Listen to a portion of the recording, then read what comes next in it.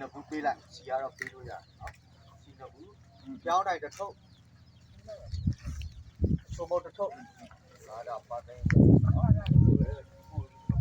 ပတ်တိုင်းနဲ့ပြစ်ချိုးအောင်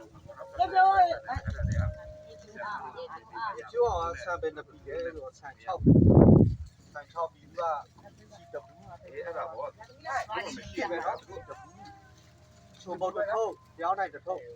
အဲ့လိုလိုဖြစ်သွားတယ်ဒီလိုဆရာမအဲ့ဒါလွတ်ခဲ့ပြီးမှပဲရတယ်ပြစ်ချိုးဝေ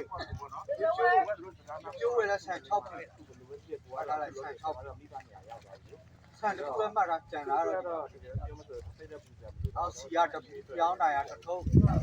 မတစ်ထုပ်ဖြတ်ပြီးလုပ်ပြီးမှပဲရမှာအော်ဥလာသိန်းရဆန်8ပြီး